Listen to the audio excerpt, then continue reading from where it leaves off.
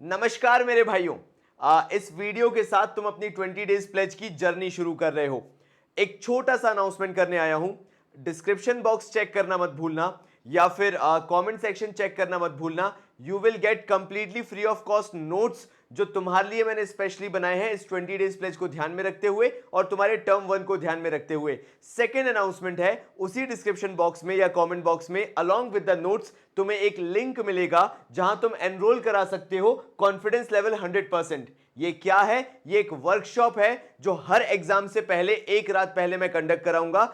3 exams इसमें मैं cover करूंगा, accountancy, economics and business studies. यानी इनके एग्जाम से जस्ट एक रात पहले मैं तुम्हारे साथ 3 घंटे बैठूंगा, एक पेपर सॉल्व कराऊंगा और तुम्हारा कॉन्फिडेंस बिल्डअप करूंगा। ये जो कॉन्फिडेंस 100% की मैं वर्कशॉप लेने वाला हूं, इसके कुछ की फीचर्स भी तुम्हें बता देता हूं ताकि एक आइडिया लग जाए। मैं इस वर्कशॉप को 3 घंटे की रखूंगा, यानी तुम मेरे साथ एग्जाम से जस्ट एक रात पहले बैठोगे और मैं 3 घंटे तुम्हारे साथ पेपर डिस्कशन करूंगा। मेरा खुद का बनाया हुआ गेस्ट पेपर, अकाउंटेंसी का, इकोनॉमिक्स का एंड बिजनेस स्टडीज का, जस्ट उनके एग्जाम से एक रात पहले वो गेस्ट पेपर पूरा 3 घंटे अपन सॉल्व करेंगे बैठ के। देन ओएमआर शीट का डिस्कशन भी करूंगा, how you are going to solve OMR sheet, because वो अगर तुम्हें सॉल्व करना आ गई, प्रॉपर्ली अटेम्प्ट करना आ गया, कैसे टिक करना है, कैसे वो लिखना है, एबीसीडी ऑप्शन, एजर्शन रीजन को कैसे अटेम्प्ट करना है, बहुत सारे कॉम्प्लिकेशंस होंगे, वो मैं तुम्हारे एक रात पहले ही पूरे के पूरे डाउट सॉल्व कर दूंगा, सो दैट तुम एडवांस में प्रिपेयर हो एग्जाम से एक रात पहले कि तुम्हें पेपर कैसे अटेम्प्ट करना है। वहां जाके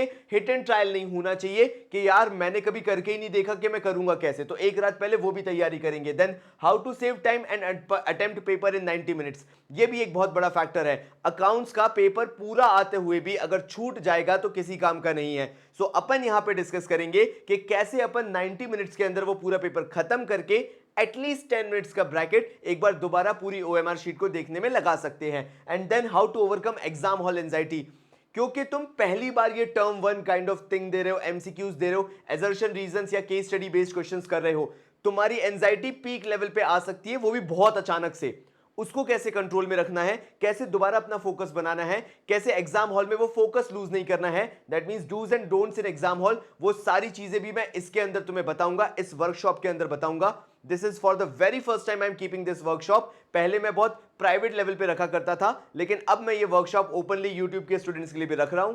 सो if you want to join this workshop, description में लिंक है, मैंने कमेंट बॉक्स में भी पिन कर दिया है, यू कैन एनरोल और वहां से जब भी नोटिफिकेशन आएगा तुम्हें ये वर्कशॉप ज्वाइन करनी है। एग्जाम से जस्ट एक रात पहले होगा, नोटिफिकेशन तुम्हें प्रायोरिटी पे मिल जाएगा। अब शुरू करते हैं आज का वीडियो।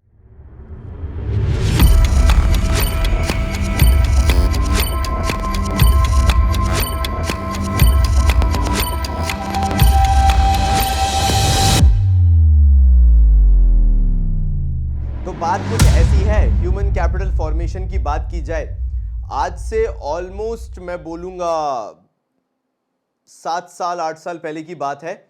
जब मैंने जस्ट एकदम एंटर ही किया था into this teaching field and मुझे ऐसा था कि कुछ बड़ा और कुछ नया करना है, कुछ होशियारी भरा करना है, तो ह्यूमन कैपिटल, मुझे अपने पढ़ाने पे बहुत भरोसा था।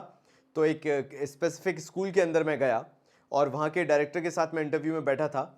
मैंने सब चीज़ें बता दी, जो भी उन्होंने पूछा इंटरव्यू राउंड में, जैसा जैसा पूछते गए मैं सब बताते गया। एंड फिर उन्होंने मुझसे पूछा सैलरी कितनी लोगे। अब यार मेरे को ऐसा कोई आइडिया नहीं कि मैं सैलरी कितनी क्या लूँ, क्या बोलूँ। मैंने कहा सर मेरे को तो आपके स्कूल में पढ़ाना है, आप जो सैलरी दोगे मैं रख लूँगा।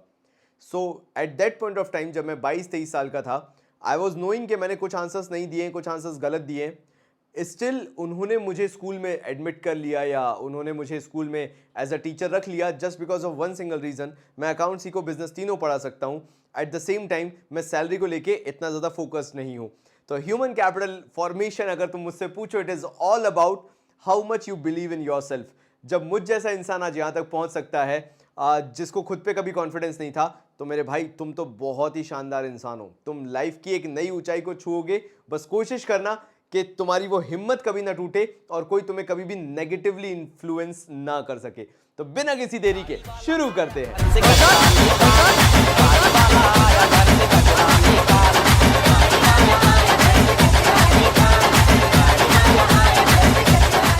चलो शुरुआत करते हैं कि तुम्हें ह्यूमन कैपिटल में क्या क्या याद रखना है जिससे तुम क्वेश्चन को तुरंत पहचान जाओ। सबसे पहली चीज आती है ह्यूमन कैपिटल बोलते किसको है? It is the stock of skill, ability, expertise, education and knowledge embodied in a people. In the people, माफी चाहूंगा, इन अ पीपल। मेरी अंग्रेजी को कभी कभार क्या हो जाता है। तो देखो सीधी सी बात यह है, आपके अंदर का जो टैलेंट है, अब आप चाहे टिकटॉक बनाते हो, चाहे आप इंस्टाग्राम पे रील बनाते हो, अब कैसी वो तो आप ही जानते हैं, लेकिन अगर आप में किसी भी तरह का स्किल और टैलेंट है, आप ह्यूमन कैपिटल के अंदर आते हैं। मतलब basically then comes making effective use of physical capital. जैसे फिजिकल कैपिटल की अगर मैं यहां पे बात करूं तो वो क्या होता है? More investment in human capital to produce more human capital out of more human resources. अब मैंने ये थोड़ा सा टेक्निकलिटी में लिख दिया, लेकिन चलो मैं तुम्हें समझा देता हूं मैं बोलना क्या चाहता हूं।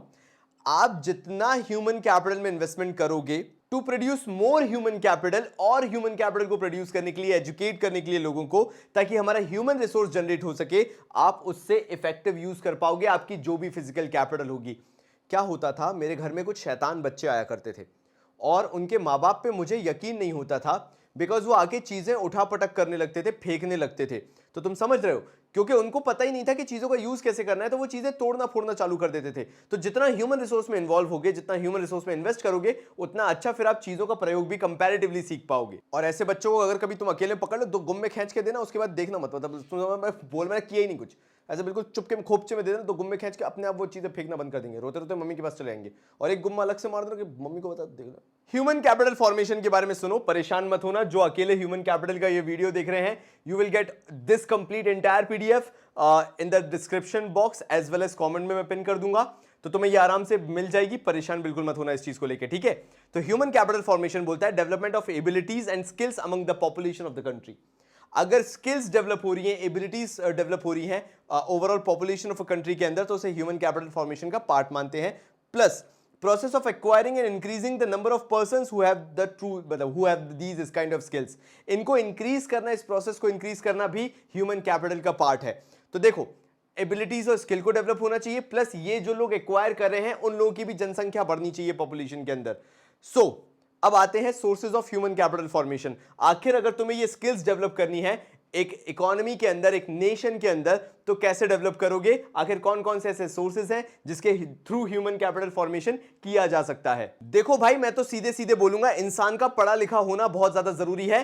एंड पढ़ा लिखा होना सिर्फ ये नहीं होता है कि you are just educated, well behaved भी होना आपको बहुत ज्यादा जरूरी होता है। सो एक्सपेंडिचर ऑन एजुकेशन का मतलब है important as it will increase employment, standard of living, better future, reduce the birth rate and the death rate. ये चीजों पे कंट्रोल किया जा सकता है, एम्प्लॉयमेंट जनरेशन ज्यादा हो सकता है, स्टैंडर्ड ऑफ लिविंग आपका इंप्रूव होगा।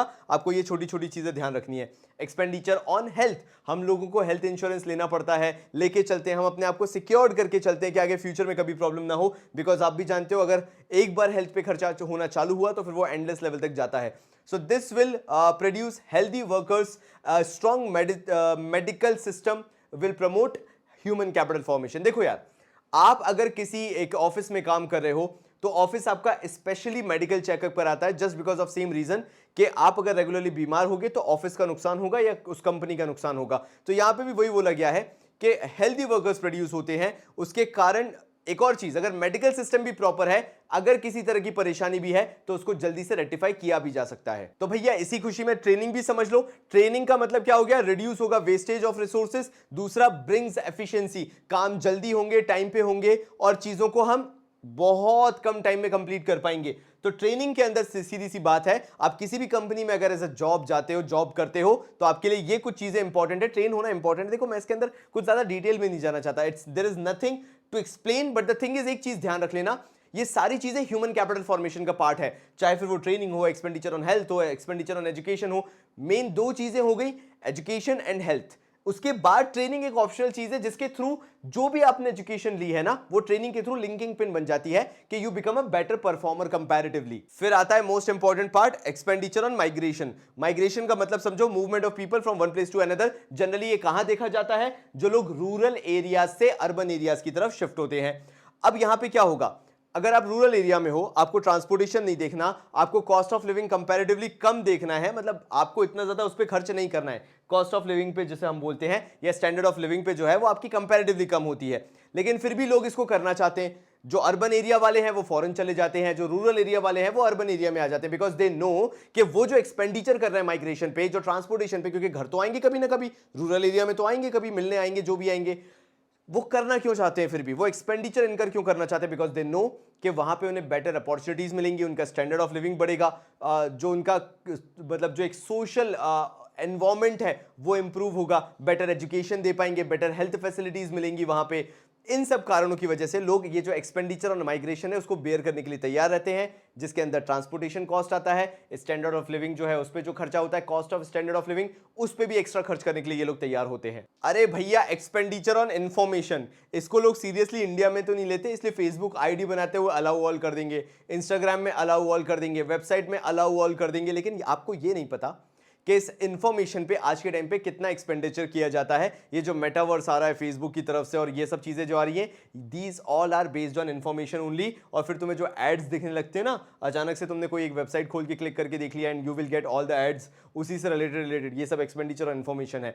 सो पीपल इंफॉर्मेशन लेते हैं फ्रॉम रिगार्डिंग एजुकेशनल इंस्टीट्यूट्स लेते हैं, मेडिकल फैसिलिटीज लेते हैं, कॉलेज यूनिवर्सिटीज को लेके लेते हैं, through various sources like TV, internet, radio, newspaper, इस पे भी खर्चा किया जाता है, जस्ट बिकॉज हर कोई आज के जमाने में अपडेटेड रहना चाहता है, चीजों को जानना चाहता है, समझना चाहता है, उसको हर चीज की नॉलेज होना चाहिए, सो दैट फ्यूचर में कैसे भी कॉन्सिक्वेंसेज हो, एटलीस्ट वो वेल इन्फॉर्म्ड है रिलेटेड टू जो भी चीजें हैं, सो दैट वो एक बेटर डिसीजन ले सके। And finally, role of human capital formation and economic growth. पहली चीज, रेजिस प्रोडक्शन। तो मैं सीधी सी बात बोलूंगा कि अगर आपका ह्यूमन कैपिटल प्रॉपर है तो प्रोडक्शन बढ़ेगा। Good human resource make good use of physical capital. सीधी सी बात है, जिसको गाड़ी चलाना आता है वो सीधा बैठ के गाड़ी चलाएगा, पीछे की डिग्गी पकड़ के गाड़ी नहीं चलाएगा, बिकॉज उसको पता है गाड़ी कैसे चलानी है, ठीक है। वो डीजल की गाड़ी में पेट्रोल नहीं डालेगा, पेट्रोल की गाड़ी में पानी नहीं डालेगा, बिकॉज उसको चीजों का नॉलेज है। सो पहली चीज, रेजिस प्रोडक्शन, बिकॉज एजुकेटेड इंसान जो है वो प्रॉपर डिसीजंस ले सकता है। अच्छा, नेक्स्ट आता है effective use of physical capital. Growth and productivity of physical capital depends extensively on the human capital formation.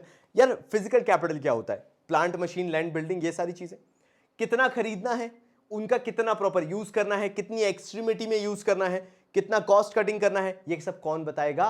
ये सब बताने के लिए कोई तो होना चाहिए, ह्यूमन कैपिटल होती है, वो बताते हैं कि आपको कैसे फिजिकल कैपिटल का प्रॉपर यूज करना है। फिर आता है invention, innovation and technological movement. अब भैया इसके अंदर क्या है? अगर प्रॉपर एजुकेशन की जाती है लोगों की तो उनका दिमाग डेवलप होना चालू हो जाता है। जैसे अभी आपने देखा होगा टिकटॉक पे, इंस्टाग्राम पे थाली से कबूतर निकालना, मतलब तुम समझो, मतलब मैं वो उस पर नहीं जाना चाह रहा। आजकल का मैं इनोवेशन यही सब देख पा रहा हूँ, इसलिए पता नहीं क्यों ही देख रहा हूँ मैं खुद की आजकल चीज़ों पे थोड़ा सा दिमाग खराब हो रहा है, बट तुम समझ रहे हो मेरी बात को, मैं क्या कहना चाह रहा हूँ। अगर human capital formation proper way में होता है तो इन्वेंशंस, इनोवेशंस और टेक्नोलॉजिकल मूवमेंट, एडवांसमेंट्स उन जगहों पे तुम्हें कंपैरेटिवली ज़्यादा देखने मिलेंगे। फिर आ जाते हैं मॉडर्नाइजेशन ऑफ एटीट्यूड पे। देखो क्या होता है, मैंने काफ़ी सारे कमेंट्स देखता हूं मैं, टू बी वेरी ऑनेस्ट, मेरे कॉमर्स बाबा पे बहुत सारे कमेंट्स आते हैं। आई हैव सीन पीपल, एक बच्चा ये बोलता है कि मैंने उससे बोला, मतलब कोई नेगेटिव कमेंट होगा, आई सेड कि भाई ऐसा क्यों? तो उसने बोला मेरा बाप बिल्डर है। तुम सोच रहे हो पिताजी के बिल्डर होने के बाद भी उसकी सोच कितने नीचे है, किस तरीके से बात करने का लहजा है, सामने से कोई वो कुछ नहीं है, he is nowhere, existence level पे उसका लेवल वहां पे जीरो है। But again, modernisation of attitudes, Bharat में प्रॉब्लम यहीं पे आ जाती है। एजुकेशन और एक सोशल बिहेवियर दोनों को बहुत डिफरेंट लेवल पे देखा जाता है, बल्कि दोनों कंबाइंड होकर एक इंसान एजुकेटेड कहलाता है। सो मेक श्योर आपकी नॉलेज स्किल्स जो हैं, आप अगर प्रॉपर्ली फिजिकली फिट हो, आप सोसाइटी में चेंज लेके आ सकते हो। अगर आपके एटीट्यूड, बिहेवियर में वो चेंज दिखता है कि आप एक वेल एजुकेटेड हो, वेल बिहेव्ड पर्सन हो, तो उस चीज से आप सोसाइटी के अंदर डिफरेंस लेके आ सकते हो। फिर आता है इंक्रीज लाइफ एक्सपेक्टेंसी। आप अगर एजुकेटेड हो, आप अपने आप को हेल्दी रखोगे, हेल्दी हैबिट्स डाल के रखोगे और आपकी लाइफ एक्सपेक्टेंसी बढ़िया जबरदस्त जियोगे, टेंशन मत लेना। Improves quality of life, her context में आपकी लाइफ जो है काफी अच्छी जाएगी, ठीक है। आप चाहे कितने भी बूढ़े हो जाओ, कितने भी जवान हो जाओ, आप हमेशा खुद को एजुकेट करते रहोगे, न्यू स्किल्स एक्वायर करते रहोगे, because you want to improve your quality of life. आप एक्सप्लोर करते रहोगे अपने आप को, नई फील्ड्स में देखते रहोगे कि चल यार अब कुछ ये नया ट्राई करके देखता हूं, आपको उस चीज में मजा आएगा। And finally, control on population growth. सबसे बेसिक चीज है कि पॉपुलेशन ग्रो क्यों होती है, क्योंकि आप अनएजुकेटेड होते हो, आपको चीजों को लेके पता नहीं होता, घर में पूरा मोहल्ला खोल रखा है। That is not the solution for anything. आपको यह भी देखना पड़ेगा कि आपका स्टैंडर्ड ऑफ लिविंग क्या है, क्या आप वो एजुकेशन दे पाओगे अपने होने वाले बच्चे को, क्या आप उतनी फैसिलिटीज दे पाओगे, क्या वो स्टैंडर्ड ऑफ लिविंग मेंटेन भी कर पाओगे या उसको ग्रो भी कर पाओगे फ्यूचर में। ये सब कैसे आता है, इतना थिंकिंग थॉट प्रोसेस कहां से आता है, जब आप एजुकेटेड हो प्रॉपरली, जब आपने ह्यूमन कैपिटल फॉर्मेशन में बचपन से ही इन्वेस्टमेंट किया है। भारत तभी बदलेगा जब सोच बदलेगी। भारत तब नहीं बदल सकता जब सिर्फ एजुकेशन एजुकेशन एजुकेशन पे फोकस दिया जाएगा। I don't believe in this kind of education system right now, because ultimately अगर इसी से हम ग्रो हो रहे होते तो शायद 50 सालों में हम कहीं ग्रोथ लेवल पे अलग होते। बात है माइंडसेट का चेंज होना, बात है सोच समझ में चेंज आना। आज भी एटीट्यूड वही है, आज भी दिमाग उसी डायरेक्शन में जाता है, आज भी सोच उतनी छोटी है, तो पढ़े लिखे होने से फायदा क्या है, इतना ध्यान में रखना। बाकी इसके अंदर से ऐसे कोई डिटेल्ड एमसीक्यू नहीं आएगा, जितना बता दिया उतना पढ़ लेना, उससे ज्यादा पढ़ने की जरूरत नहीं है। मैं यहां पे तुम्हें खड़े होकर 20 डेज प्लेज में बोल रहा हूं। Plus this was not at all a revision, it was just a summarisation of the chapter what you have to remember. तो तब तक के लिए मेरे भाइयों बहुत सारा प्यार और धन्यवाद।